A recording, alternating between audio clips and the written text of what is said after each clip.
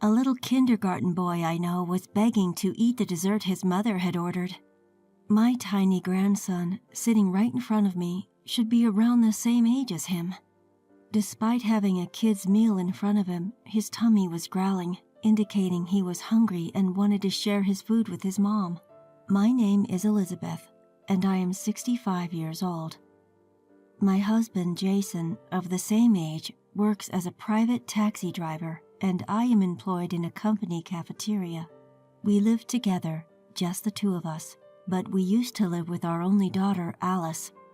Alice was a good-natured child, but she was a bit shy and quiet, and even when she turned 30, she was the kind of girl who didn't have a boyfriend.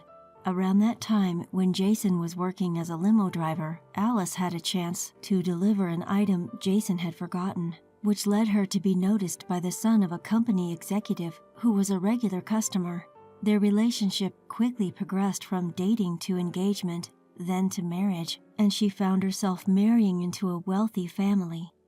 Her husband, Richard, is a tall, high-income, highly educated man who is on the fast track in his career.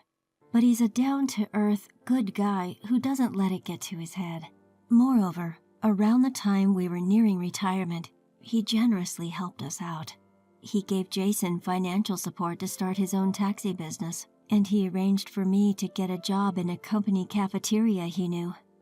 We are really indebted to our son-in-law. A year later, after she got married, she gave birth to a lovely boy, Glenn. The baby we saw at the hospital was very lively and cute, and she looked very happy. We were all wrapped in happiness. That was the last time we saw my daughter and grandson. Afterwards, despite our attempts to reach out, it seems that Alice was too busy with motherhood to respond properly, and he said that they were struggling daily and hoped for our patience until things settled down. Then, just like that, a pandemic broke out, and years passed without us being able to see them. We felt lonely, but we tried not to worry, thinking that no news is good news. I wonder if we'll be able to meet for New Year's this year. Today is my day off. I was lining up last year's New Year cards on the table. I was checking the names and the number of people I was going to send them to. I let out a sigh. Whether it's because they know that my husband, a taxi driver, is busy during holidays like New Year's, my daughter and her family never come. You might think I could just go to them, but since we've been asked to wait, I can't just go see them on my own. The only time I get to see my daughter and grandson's faces is in the once-a-year New Year's cards they send. The cards have photos taken at a studio. It's a rare chance to see their faces, but it always irks me a bit to see them with formal, nervous expressions and clothing. I want to see what you all look like in your daily life. The photo in last year's New Year's card was just like the ones from every other year, even though the cards I received from colleagues and friends featured pictures of their children beaming. Oh well, what happens in other households is their business, and what happens in ours is ours. In about an hour, my husband, who was on the night shift, will finish work and come home. He requested a hot pot for dinner because it's cold due to the snow today, so I suppose I should start preparing lunch soon. As I tidied up the New Year's cards and rolled up my sleeves, that's when it happened. Ding dong. The intercom rang. I hadn't ordered anything, nor had I arranged to meet anyone. What could it be? With a question mark hanging over my head, I quietly opened the door. There, standing in the falling snow, were my daughter, who looked a bit worn out, and my grandson, who'd grown so much, side by side. It's been a while, Mom. What are you doing here all of a sudden? If you were coming, you should have told me. Well, come in anyway. It's cold, isn't it? I invited them in and closed the front door. There were many droplets of water on their shoulders. As I handed them a towel and beckoned them inside, that's when it happened. She placed her hand on the entrance frame and bowed her head so low that it seemed like it might scrape the floor. What are you doing? Please, Mom, I need you to look after Glenn for a while. The unexpected words caught me off guard. After asking again, it turned out that her husband was working remotely and he found it distracting to have a small child around. She wanted me to look after him until his working days were over. Don't blame it on the child. I found myself raising my voice and quickly glanced at my grandson. He stood stiffly, his eyes downcast, as if he hadn't heard. I prompted my daughter to raise her face and spoke in a lowered voice. Besides, we're not prepared for this at all. And what about preschool? He's taking a break from preschool for future exams. Just don't ask any questions. Take care of him. I have to go back to my husband, but I promise I'll come and pick him up. Please. Please. She gripped my shoulder so painfully. She's so desperate. Feeling a sense of incongruity at Alice's behavior, I decided to take care of Glenn if she was begging like that. Thank you, Mom. Her face brightened and she hugged her son with a relieved expression. We'll come pick you up when we've settled down. Until then, stay here with your grandma and grandpa. It's okay. They're both very kind people. After comforting her son, she bowed to me again and left. Alone with my grandson, I knelt down to bring my gaze level with his. I asked in as cheerful and friendly a manner as I could. It's been a while, Glenn. You've grown a lot. How old are you now? I'm 4 years old now, he replied in a small voice, still expressionless. Oh dear, he must be nervous. Can't be helped. We haven't met since you were a baby. Come on, it's cold at the entrance. Come in. Yes, he said nervously. He entered the living room with a restless look. Sit anywhere. I'll bring you something warm. Is hot milk okay? Yes, but please don't trouble yourself. He used formal language. I tilted my head at his grown-up phraseology. As I warmed the milk in the microwave, I put a tea bag in my mug and poured in hot water. Returning to the living room with the 2 mugs, I was surprised to see him sitting on the floor with his backpack rounded. Hey, the floor is cold, isn't it? Come, the sofa is open. This is your mom's childhood home, so it's also your home. Make yourself comfortable, okay? When I handed him the hot milk, he said, "Thank you," and timidly sat down, only half sitting on the edge. I wonder how I can make him relax. As I thought hard, my gaze fell on the backpack at his feet. Hey, did you bring a change of clothes? May I take a look at what's inside your backpack? There might be his favorite toy or something inside. It could be a conversation starter. When I asked with a smile, Glenn handed me the backpack. Does that mean it's okay to look inside? There were a few sets of clothes, underwear, important items like health insurance cards and a mother and child health handbook in the backpack. There were no toys, but instead there was a pencil case and 3 toddler activity books. That's impressive. Are you working hard on your studies? Maybe his grown-up way of speaking is for school applications? My admiration made him nod slightly, biting his lip. I have never experienced elementary school admissions. I would think that it's enough for a child of this age to be able to write alphabet letters, but judging from his reaction, I guess not. I grimaced at the indescribable heartache. As soon as I impulsively reached out to pat his head, he visibly flinched. Seeing him turn his face away from me, shrink in an attempt to protect his head, I withdrew my hand. Oh, I'm sorry. It's scary when someone suddenly tries to touch your head, isn't it? I can't help but force a smile. He nervously looked up at me and muttered, I apologize, in a small voice. Oh, I'm the one who should apologize. I'm sorry I startled you. You look like you've been out in the snow, so let's get a bath ready. I'll make lunch now. You can relax and do as you like, okay? As he slowly stood up, he nodded in silence, and as soon as I left the room, he started working hard on his activity book with a rustling sound. Seeing him like this, I can't help but frown. I wonder what kind of life my daughter and him have been leading. From the way he talks to the contents in his backpack and his attitude, it all makes me uneasy. Is it the pressure of school admissions? Anyway, I can't bear to see him so tense all the time. I'm going to be living with my adorable grandson for a while. I would love to see his innocent smile. I decided to change the lunch menu on the spot. I fried the shrimps I had bought, stir-fried the chicken and onions with rice, and sweet glaze for the carrots. As I was doing this, a voice announced that the bath was ready. I stopped my hand and called out to my grandson. "Glenn, the bath is ready." The activity book. You need to take a bath and warm yourself up first." With that said, a realization dawned on me. Wait, can you take a bath by yourself? Can you wash your own head and body? If it's too difficult, you might need to wait for your grandpa so he can help you. He should be home in a little while. But Glenn shook his head. "No, it's okay. I can take a bath by myself." Oh, he stopped using formal speech. I felt my cheeks relax at this unexpected change. Holding back a smile, I kindly said to him, "That's good to hear. I still have work to do in the kitchen, so you'll have to go in by yourself, okay? Take your time and warm up." I took him to the dressing area and handed him a towel. I showed him where things were, told him to press the call button in case of anything, and then gently closed the door. I could hear the sound of the shower. It seems like he's all right. I returned to the living room, my worries put at ease, and continued with my kitchen work. Side dishes that I haven't made in a dozen years line up on the kitchen worktop. As I finished arranging the various dishes onto the largest plate we had, I heard my grandson's footsteps as he entered the living room. Just as I was about to tell him that dinner would be ready soon, I heard the front door open.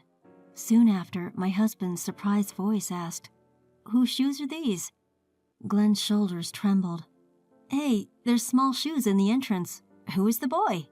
Jason stared in wonder when he entered the living room. "Welcome home. This is our grandson, Glenn. He's 4 years old now. Hasn't he grown? Alice brought him today, and she asked us to look after him for a while." I gently pushed his back. He bowed his head. Good evening." "Glenn, you've grown up a lot. Remember me? I'm your grandpa." Looking at my husband, who said this with a broad smile, he subtly looked at me. I smiled back at him. "I'm sure you're cold too. Take a bath before it gets cold." "Have you finished taking a bath, Glenn?" "Look closer. He's already done with his bath." After quickly sending off Jason, Glenn stared at us with a dumbfounded expression. And then, as if he let his guard down, he smiled softly.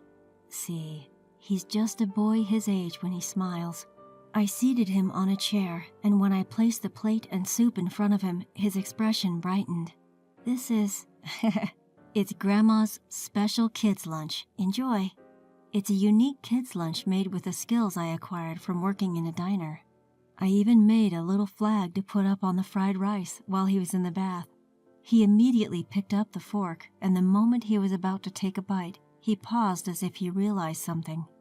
Then, with a frown, he asked me, "But I haven't done the drill yet, and I haven't got a perfect score."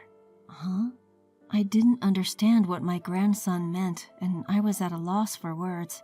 Soon, my husband came out, wiping his head. "Oh, it's a kid's meal. Looks tasty. Are you gonna eat?" "Ah, yes, studying is important, but a child shouldn't go hungry." Glenn, upon my husband's encouragement and my gentle words, our grandson slowly took a few grains of rice to his mouth with his fork and muttered, "Delicious," as if relieved. Just when I was relieved, my husband whispered something from behind me. "Hey, you haven't hurt yourself or anything, have you?" "What?" This was out of the blue. What is he talking about? "I'm as fit as a fiddle. I don't have a single crack on my skin. After all, if I hurt my fingers, it would affect my work, so I'm very careful." "Well, that's good then." While I was puzzled by my husband's forced laugh, I started preparing his meal. Afterward, we three gathered around the dinner table, but our grandson was nibbling on his food with restraint. "If it's too much, you don't have to force yourself, okay?" "Well, it's not that. If you eat slowly, you get full with a little amount, right? I always share and eat like that with Mom. I know." The food is so good. I want my mom to taste it." Share with Mom. My husband stood up quickly and walked out of the room, leaving me unable to understand Glenn's words. "Jason?" I hear his voice talking to someone in the distance. After a while, he came back, clutching his smartphone. Then he beckoned me to a corner of the room. "What's wrong?" I called Alice's house. "That's unusual. He hardly ever calls our daughter." I dialed the landline, glad that she answered. "What does he mean?" Before I could ask, my husband continued with a serious look. "Listen, don't raise your voice about what's about to happen. Just stay calm." I didn't understand, but I felt a cold sweat running down my back from the intensity I had never seen in him before. With a smile, he kneeled next to our grandson and said gently, "Glenn, do you love your mom?" He nodded slightly. "Then, do you love your dad?" As soon as he asked that, Glenn bit his lip, looked down, and started trembling. "Glenn." When I rushed over, he looked at me as if he was desperate for help. "I understand. I'm sorry, Glenn. Your grandparents are on you and your mom's side. It's okay. Let me roll up your shirt a little." My husband rolled up his shirt. Seeing the numerous painful marks scattered on his soft skin, I swallowed my scream that was about to burst out. So many welts and scratches. Furthermore, blue and red bruises were scattered all over. My husband exhaled quietly and asked, holding his grandson who was tense and rigid, "Was it your dad?" Without uttering a word or nodding, he just let out big drops of tears and sobbed. I realized that was his answer. I couldn't believe this was happening. I was shocked by the unbelievable reality.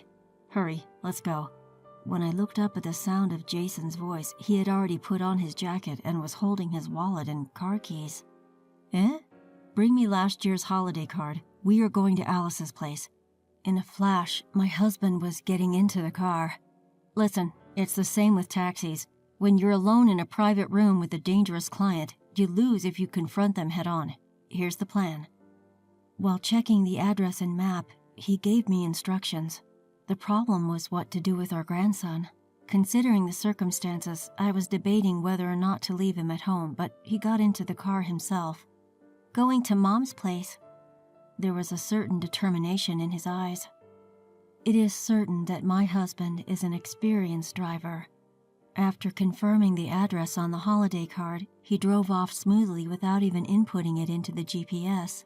During the ride, our grandson clenched his fists tight. It seemed that the trigger for my husband's suspicion was the trash bin in the laundry room. He found it strange to see a large amount of bandages discarded. Then he became sure after observing Glenn's behavior. When he called our daughter, she seemed restless and hung up quickly, saying she was busy. Don't you think that's strange? Even though we're the real grandparents, it's basically our first meeting and it's the first day we're taking care of him. Normally, if I contacted her at such a time, she would think that something had happened and ask about the current situation or express concern for her child. When he said that, it made sense. Judging from the state when we took him in, our grandson didn't seem to be scared of our daughter, and judging from her attitude, it doesn't seem like she left him with us because she found him annoying. I've told Alice we're coming over now, so she should leave the front door unlocked. Our daughter, who doesn't even have a driver's license, had made the long journey to our house, which is probably an hour by car, by changing buses and trains in the cold, snowing weather. Moreover, her son barely knows us. Just with that, I felt as though I could understand how isolated she must have felt. At the same time, I shivered at the memory of that seemingly nice son-in-law's face. How dare he does that to such a small child? The first time I visited my daughter's house, it appeared twice as large as ours, with an impressive gate that seemed to herald a grandeur beyond. When my grandson waved his hand near the sensor on the gate, it opened slowly. The front door was not locked. I felt like I had caught a glimpse of my daughter's true feelings, something she had never told us in words. "Where did you take our heir?" A pang of pain shot through my cheek. "My name is Alice. The man raging in front of me is my husband, Richard. He was always a bit domineering, but when Glenn was diagnosed with a developmental delay at his 3-year-old checkup, he seemed to transform into a different person. It was because I didn't raise him right. After being blamed for enrolling him in a preschool that I chose randomly, our son had stopped attending due to Richard's meddling and was forced into homeschooling. However, he became increasingly frustrated when Glenn wasn't able to achieve the desired results, and he began hurling hurtful words. Something must have snapped in Richard's mind when I interrupted his strict education, which was beyond the scope of discipline. He declared he would re-educate Glenn and me, and took away my smartphone. Then he began to use not only words but also his hands, and my son and I began living in fear of him. Upon hearing that remote work would start, we trembled with fear. Even now, when he goes out to work on weekdays, we are suffocating. But the idea of having the object of our fear in the house all day. While he was out, I secretly slipped out of the house and decided to take Glenn to the place where I feel the safest. I heard you had an important meeting, so I thought it would be rude to disturb you, so I left our son with an acquaintance. I made up an excuse I had prepared. It seemed to have taken a while for Richard to realize that Glenn was missing from home. Despite him being in the middle of remote work, he took the trouble to turn off his camera and audio to complain to me. From behind him, I could see his screen, and although I couldn't hear the audio because it was connected to his headphones, I could tell the meeting was still going on. You're already at the bottom as both a wife and a mother, and you're doing whatever you want. Because you spoil him like that, he doesn't grow up at all. Richard's arm twisted with vigor. Preparing myself for the pain that was to come, I stiffened my body, and then a shadow crossed my vision. My daughter is the best, and my grandson is growing up fine. It was my father. As my husband looked confused, he took his hand and moved it behind him using the techniques of Aikido. The computer was hidden behind my father's body. In the next moment, he had impressively taken away my husband's freedom with just one hand. Ouch! Why is your father here? Before we get to that, would you care to explain the comment you made to our daughter and the horrible marks on our grandchild's body? I was taken aback by the sudden turn of events. My father, who for many years has been dealing with all sorts of customers on his own, is a black belt in Aikido. For my husband, whose body has become sluggish due to his desk job, it was no match. Richard looked lost for a moment, but soon put on a good exterior with a calm expression. This is our issue. Please do not interfere with our family matters. Besides, you can see the computer, right? I'm in the middle of work, so please let go, he said without any malice. I sank down to the floor and Glenn ran up to me. When Richard turned his eyes to us, he showed a spine-chilling smile. Hey, can you tell them that we should not involve in-laws in our family matters? To us, who were emotionally and physically tortured, deprived of food and locked in a cold room, his words sounded nothing less than an order. Dad, let go. My words slipped out, and my father slowly let go of my husband. I don't know when she came in, but my mother was standing next to my father with her arms crossed. Richard opened the room door with an insincere gesture and prompted my parents to leave. Well, we should clear up the misunderstandings of you, but that will be for another day. First, you wouldn't want me to lose my current job, right? Please forget about today and go home. Don't take us lightly, all right? What? For us, these kids are more important than our jobs. After seeing our grandchild in this condition and experiencing such an attitude towards our daughter, there's no way we just go home. My mother took out her phone, tapped the screen, and the abusive language my husband threw at me earlier was played back. I've also taken photos of our grandson's body. I'm going to take these to the police as evidence. The blood drained from Richard's face at my mother's words. Police, isn't that overdoing it? It's just discipline. You call not feeding my daughter and degrading her humanity, causing your 4-year-old child's skin to be barely recognizable from the abuse. Discipline? When I made a kid's meal for him, he said he wants to feed it to his mom. Despite living in such a grand house, you can't even provide a proper meal for your own family? Under a barrage of criticism from my parents, my husband was left speechless. Now's the chance. I plucked up the courage to open my mouth. We can no longer follow your way, Richard. Please, let's get a divorce. What? At Richard's reaction, my body jerked involuntarily, like a reflex. In the past, I'd brought up the subject of divorce once before, but he had outright refused. The reason? He said it wouldn't look good. And even if we did divorce, he wouldn't give up custody of our son, saying that he was the heir.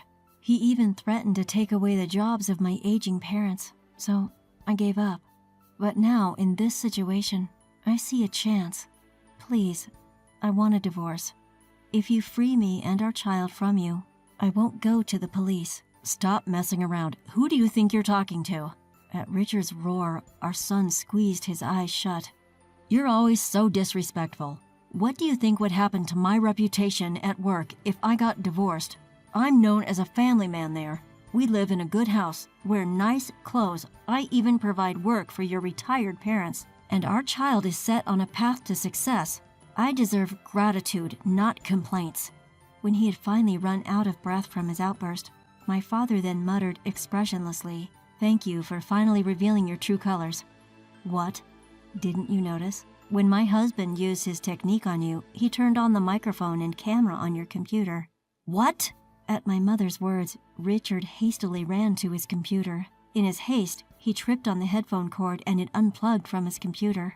You could hear the conversation from the other side of the monitor. Everyone was sidetracked from their work discussion. No way. This isn't a prank, right? Isn't this bad? Well, this is... Even though he tried to give an awkward smile to the camera and explain, it was too late. Everyone stopped paying attention to the screen, and one by one, people started to log off until the screen went completely dark.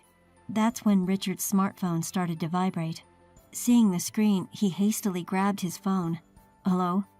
No, that was a little misunderstanding.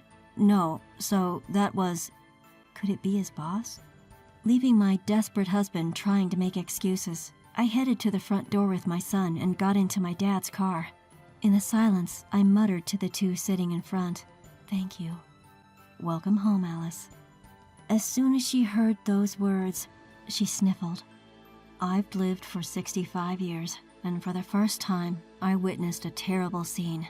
Yet the presence of the lovely children sleeping in the back seat warmed my heart. Later, we used the savings that my husband and I had accumulated to hire a lawyer, and my daughter's divorce was successfully finalized. In addition to the child support and property division, we were able to claim damages for the terrible treatment that Alice and Glenn had received. Afterwards, we were able to learn about the fate of my son-in-law through information from the lawyer. There were not only colleagues but also many executives who could influence future positions at the meeting that day, and it seemed that his way to success was blocked because his true character was exposed. His father, an executive, also heard about this incident and said that he would keep him in the company if he reflected on his actions, but it seemed that he had cut off familial ties. Furthermore, rumors are scary. He abused his wife and children and was taken to the police. He seems to have been arrested before, and other rumors started to circulate, and he was treated as a dangerous person. He seems to have no place in the company, but he cannot quit because he has to pay a large amount of money to my daughter and grandson, so he is said to be working in a difficult environment. In order to completely cut off contact with him, my husband handed the same amount that we had received for help to him, and I decided to quit my current job and start working at a local diner. By the way, my daughter also started working at the same place. She laughs that the meals are delicious and she has gained weight. She seems to have completely recovered. Recently, a healthy menu she came up with was a hit with female customers, and she is happy to receive a temporary bonus. As soon as the marks on my grandson's body healed, he transferred to a local public kindergarten. Because there are fewer children, it seems that they can carefully interact with each one, and I was surprised that the things he can do are increasing day by day. He doesn't seem to be very good at studying, but he likes crafting and makes works using waste materials whenever he has time. Thanks to that, our house is like a small museum. Even now, I still make kids' meals on my days off. Since he eats a full meal and even asks for seconds, it's a lot of work and volume, but I'm not bothered at all because the joy definitely outweighs it. Of course, I put up a flag every time I make it. A small flag handmade by my grandson. "This is you, Grandma." He drew a portrait of me on today's flag.